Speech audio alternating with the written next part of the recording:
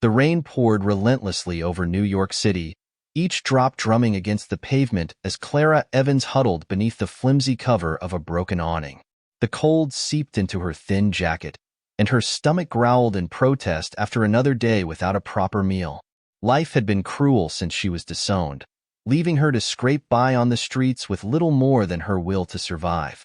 Tonight, though, the storm seemed determined to test even that. She rubbed her hands together, trying to summon warmth, when a faint movement caught her eye in the alleyway across the street. Squinting through the rain, she spotted the outline of a man sprawled on the ground. At first, she hesitated. The city wasn't kind to Good Samaritans, and approaching a stranger at night came with risks. But something about the way he lay there, unnaturally still, nudged at her conscience. Taking a deep breath, Clara stepped into the rain and crossed the street. As she got closer, she saw him more clearly. A tall man in a drenched, expensive-looking suit, his face pale and his breath shallow. A dark stain spread across his side. A wound, she realized, the blood mixing with rainwater. "Hey, can you hear me?" Clara asked, shaking his shoulder gently. He groaned but didn't open his eyes.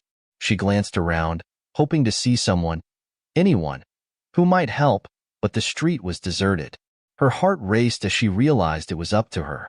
"I can't just leave you here," she muttered to herself. Summoning strength she didn't know she had, Clara looped her arms under his and began dragging him out of the alley. Every step felt like a monumental effort, the rain soaking them both to the bone. After what felt like an eternity, she reached the warmth and light of a small diner at the corner of the block. The bell above the door jingled as she stumbled inside, supporting the stranger's weight. A waitress rushed over, her eyes wide. "What happened to him?" "He needs help," Clara gasped. "Please call someone." The waitress nodded, grabbing a first aid kit and a phone. Clara eased the man into a booth, her hands trembling as she looked at his ashen face. Whoever he wasn't just another faceless stranger anymore. He was a life she had chosen to save, and something told her this decision would change everything. The man stirred as Clara dabbed at his wound with a damp cloth, cleaning away the blood as best she could. His eyes fluttered open, revealing sharp, gray irises that seemed to take in everything at once. For a moment, he looked at her in confusion, then alarm, as if trying to place where he was. "Relax," Clara said gently. "You're safe. I found you in an alley. You were hurt." He winced as he tried to sit up, clutching his side. Where am I?" "A diner," she replied, setting the cloth down. "You need a hospital, but I don't think you'd make it in this weather. And honestly," she hesitated, unsure how to phrase it delicately, "you look like someone people might want to finish off. Do you remember who attacked you?"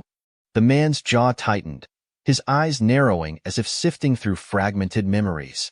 "No," he admitted after a long pause. I can't remember." Clara frowned. There was something guarded about him, as if he wasn't telling the whole truth. But who was she to pry? She was just a nobody who'd stumbled into his life by chance. "Do you have a name?" she asked instead. "Daniel," he said after another pause, though it sounded more like a placeholder than a revelation.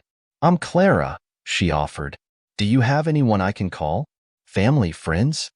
He shook his head. "No one." The word hung in the air, heavy and isolating.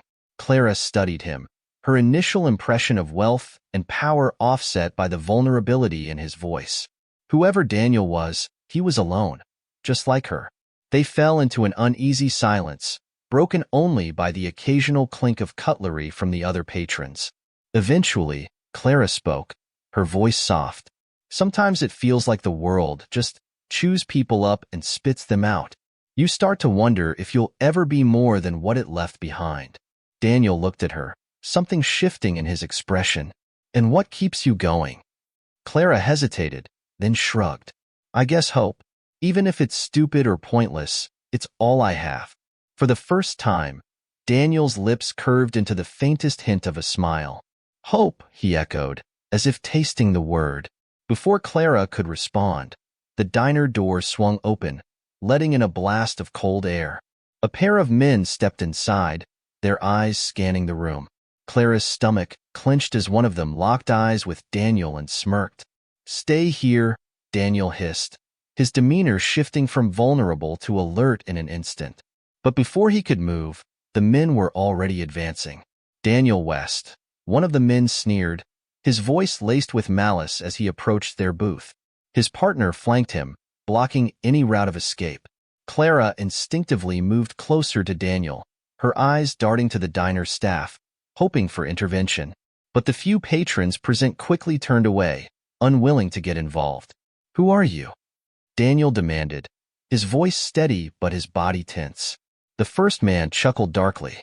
"You know who we are, and you know why we're here." Without warning, he lunged forward, grabbing Daniel by the arm and yanking him from the booth. Daniel staggered, still too weak to resist effectively.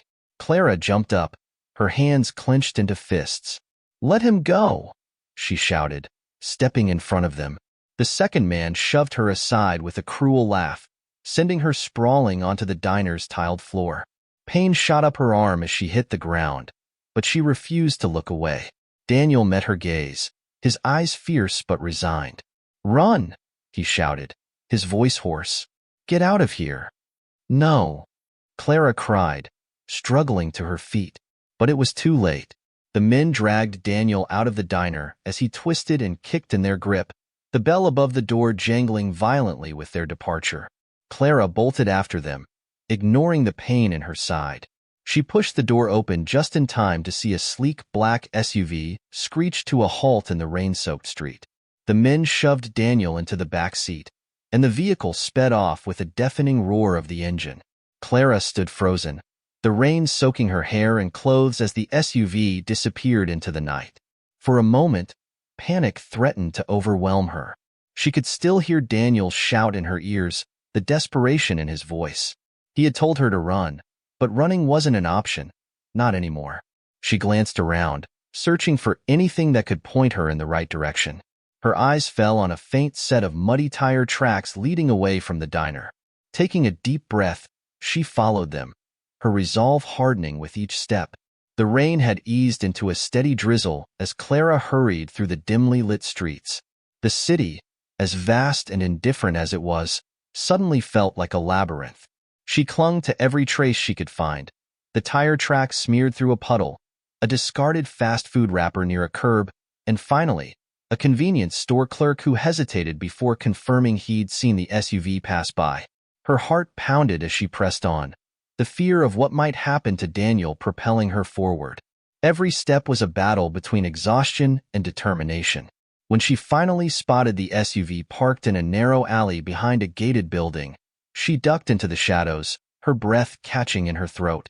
Two men emerged from the vehicle, dragging a bound and blindfolded Daniel between them. His head lolled forward, his strength visibly waning.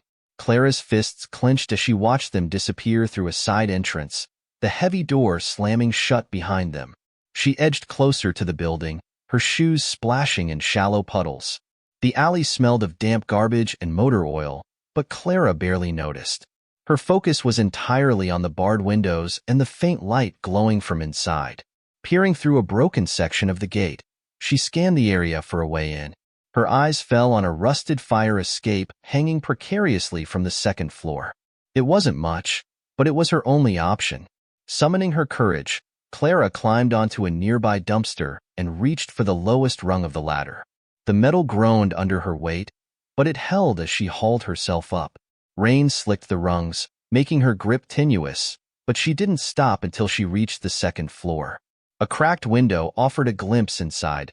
Daniel sat slumped in a chair, his wrists tied behind him. The two men from before stood nearby, speaking in hushed tones.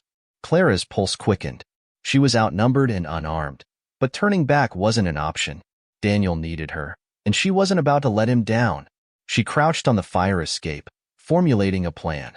Her eyes scanned the alley below until she spotted a discarded metal pipe lying near a pile of trash.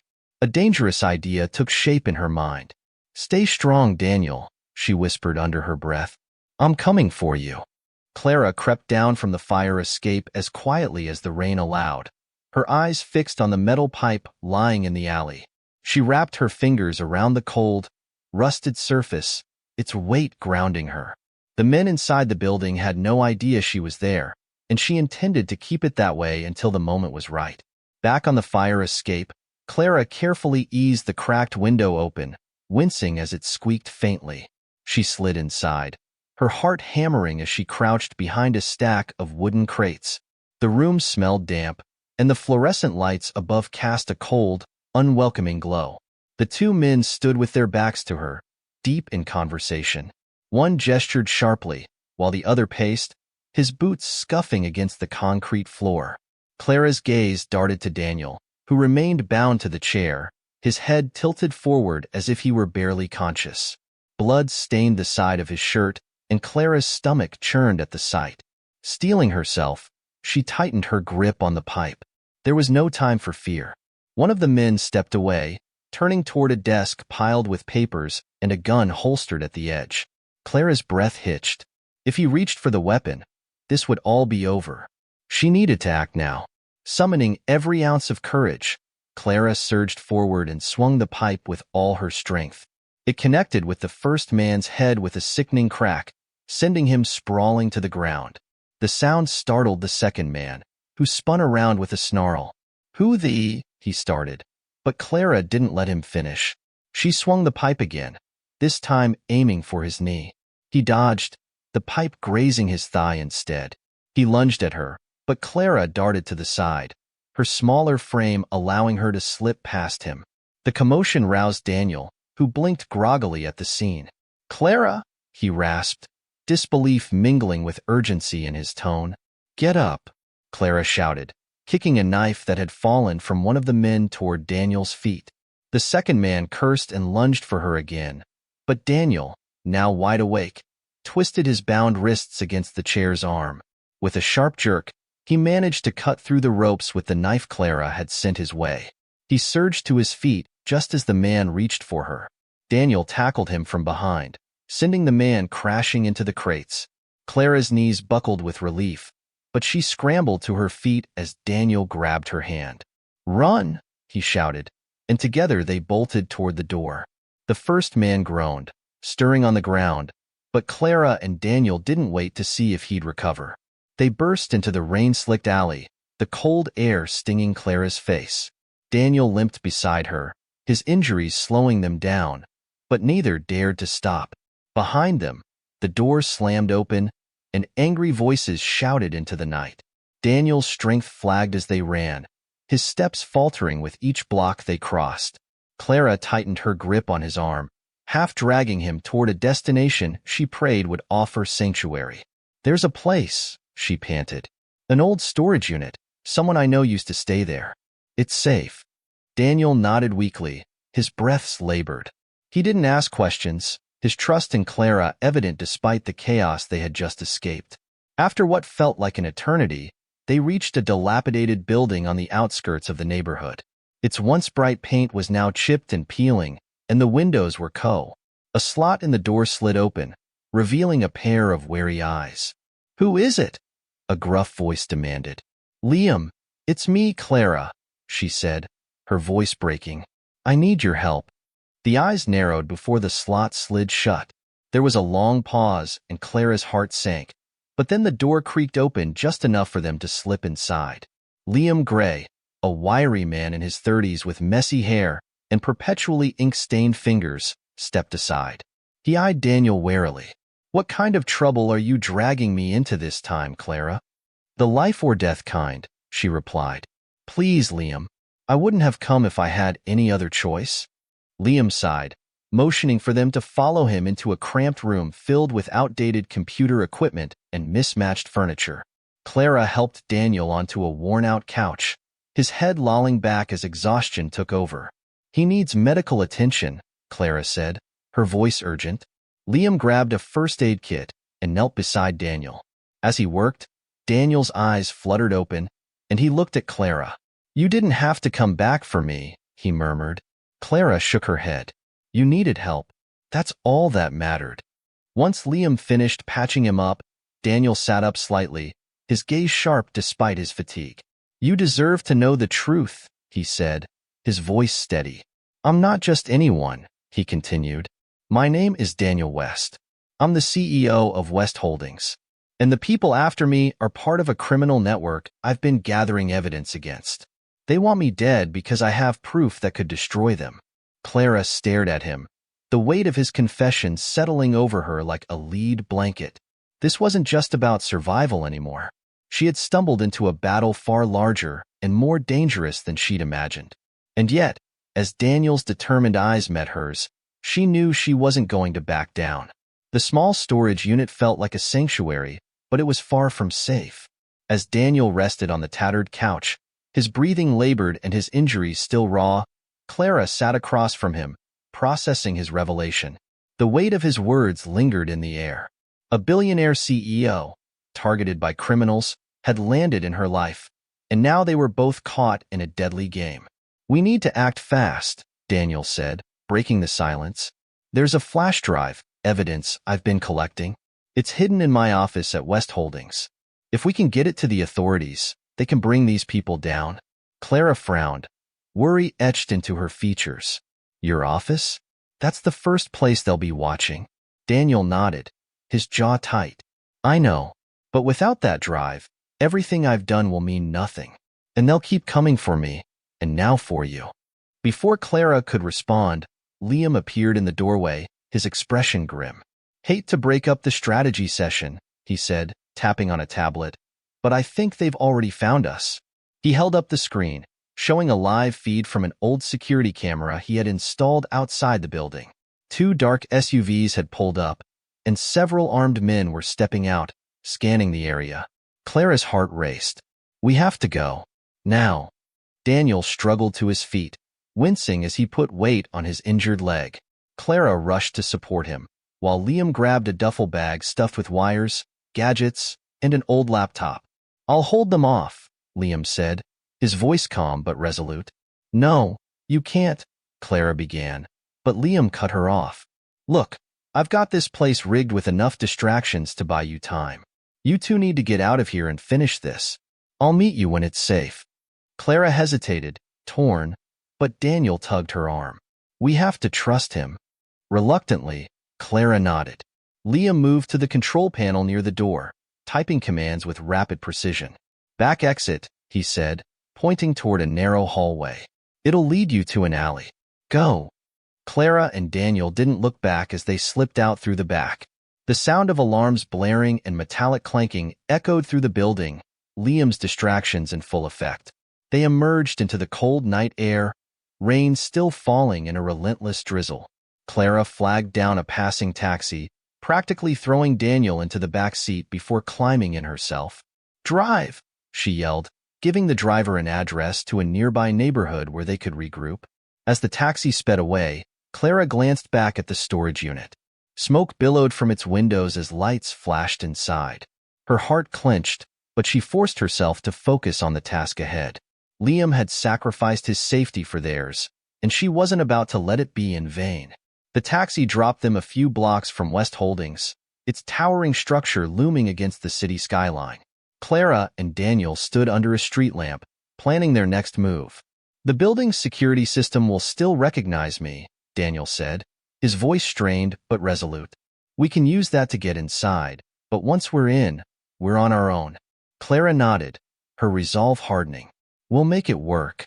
They approached the building through a side entrance, Daniel swiping his keycard at the electronic lock.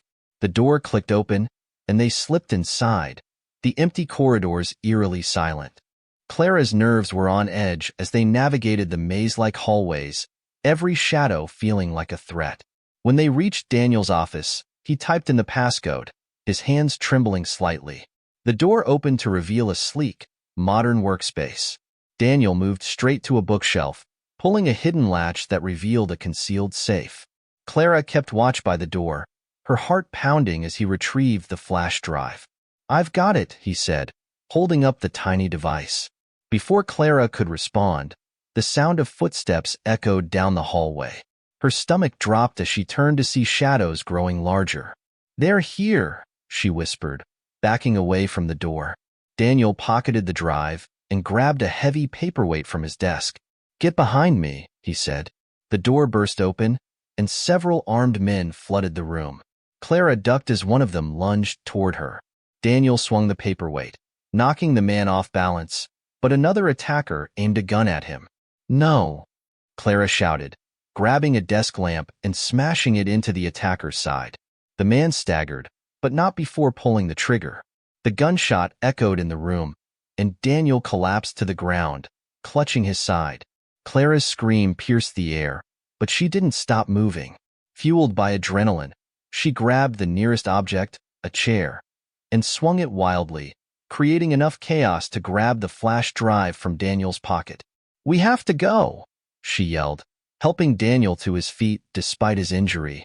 Together, they fought their way out, narrowly dodging bullets and blows. By the time they burst out of the building and into the rain-soaked streets, Clara was half-carrying Daniel, his blood staining her hands and clothes. A car screeched to a stop in front of them. The driver's door opened, and Liam leaned out. "Get in," he shouted. Clara hauled Daniel into the back seat, her chest heaving as Liam sped off into the night. The flash drive was safe, but Daniel's injuries were severe, and Clara knew they were running out of time. The car raced through the rain-soaked streets, the wipers struggling to keep up with the deluge. Clara cradled Daniel's head in her lap, her hands trembling as she pressed a makeshift bandage against the gunshot wound on his side. His breaths were shallow, and his complexion had grown alarmingly pale. "Liam, we need to get him to a hospital," Clara urged, her voice tight with fear. Liam shot her a glance through the rearview mirror. "Are you sure? If they're tracking him, that's the first place they'll look." "We don't have a choice," she snapped. "He's dying." Liam didn't argue further. He swung the car into the emergency entrance of a small, less frequented hospital. Clara helped Daniel out of the car, her heart pounding as they stumbled through the automatic doors. The staff sprang into action, wheeling Daniel away on a gurney. A nurse stopped Clara from following. "We'll take care of him," the nurse said gently but firmly. Clara nodded, her hands clenching into fists as she watched them disappear down the corridor.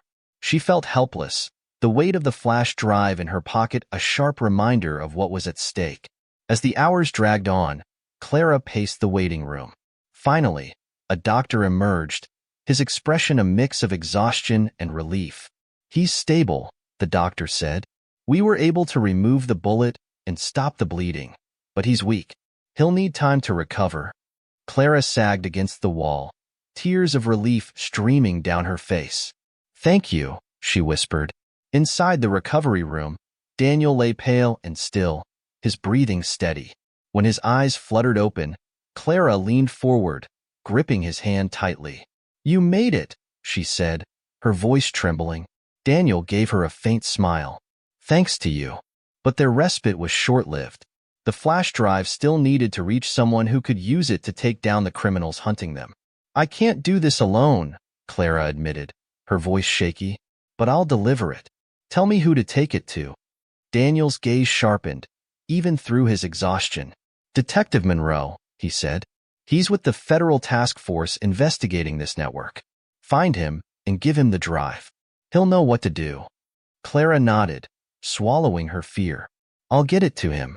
Just focus on getting better." With Liam waiting in the car outside, Clara left the hospital and ventured into the night, the weight of her mission heavier than ever. The city seemed eerily quiet as Clara arrived at the designated meeting spot, a nondescript diner tucked into a quiet corner of Brooklyn. Inside, she spotted a man sitting in a booth, a cup of coffee steaming in front of him. His demeanor was calm but watchful, his sharp eyes scanning the room. "Detective Monroe?" Clara asked, sliding into the seat across from him. He nodded, his gaze narrowing as he took in her disheveled appearance. "You must be Clara. Daniel told me about you." She hesitated only briefly before pulling the flash drive from her pocket. "This is everything he risked his life for. It's all on here." Monroe took the drive, his expression turning grim as he tucked it into a secure case. "You've done more than most people would. This evidence will bring down a very dangerous network." "What happens now?" Clara asked, her voice laced with exhaustion. "We'll take it from here," Monroe assured her. "But you and Daniel might want to lay low for a while. The people he's up against won't go quietly." Clara nodded, relief and apprehension battling within her. She left the diner, the first hints of dawn breaking over the city skyline.